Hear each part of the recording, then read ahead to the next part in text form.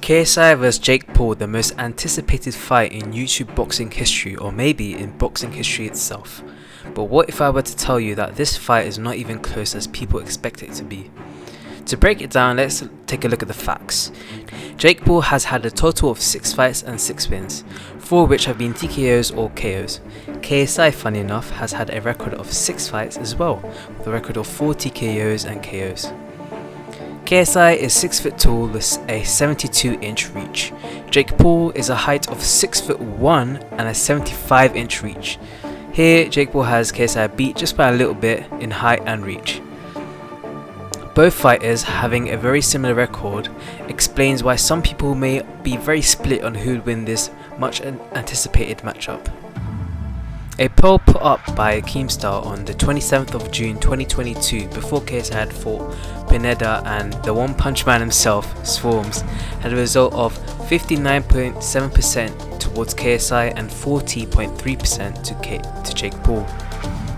But this is to be expected because Jake Paul's whole career is based on him being hated and being the quote-unquote problem child as expressed by his ring name. Another thing to note is that Keemstar's audience is also very skewed towards KSI, as Keem and KSI are very good friends and they've been in various videos together. Nonetheless, before KSI had fought FaZe Temper and even Pineda and Swarms, people were worried that KSI did not have enough experience to fight Jake Paul and that the ring rust would affect him in the fight if it would happen, as shown by KSI's friends and his previous trainers. Jake at that point had made an effort to continue boxing and had racked up an impressive fight record with various TKOs, while KSI's last boxing match was very close but ended up in a split decision win against Logan Paul. A lot of people were critical of KSI's performance in these boxing matches as he was very rough and unorthodox with his style and his various overhand punches.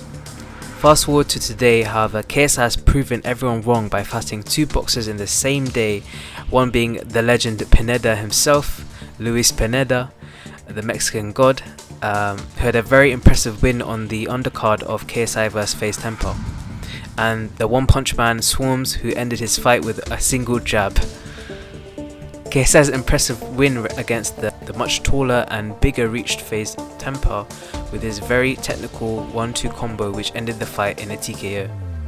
The scary thing about this is we still haven't seen much from KSI, and now it's Jake Paul who hasn't had a proper matchup since October 29th, 2022 against Anderson Silva, who's a very much older fighter and he's also a retired UFC fighter. Jake Paul's style of fighting is very orthodox with good jabs that lead to straights and overhand rights. His power is not to be trifled with and he has very good timings with his right hand, which led him to various TKOs. KSI, however, has fought another person not once but twice with a very similar style to Jake Paul, his brother Logan Paul. Just like how they are brothers, Jake Paul and Logan Paul mirror each other in their fighting techniques, which KSI can use to his advantage in the upcoming showdown, not to mention he has already defeated the much stronger and larger version of Jake Paul. KSI's style of fighting may seem very unpolished and rough, but is extremely tough to fight against, as shown by his match up against Temper, who's a very orthodox southpaw fighter, and Logan Paul, who he forced a decision win against.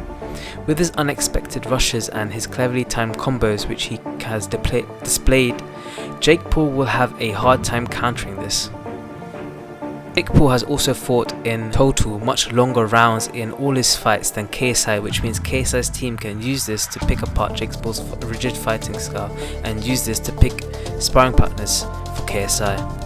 It is much harder for Jake Paul to find sparring partners to match KSI, as we still haven't seen him fight with his full capacity since his decision win against Logan. With all these facts in line, it is very clear that if I were to bet $1 million on this fight, I would pick the Nightmare with the problem child. What do you guys think? Leave a comment down below and I'll catch you guys on the next video. And remember to subscribe.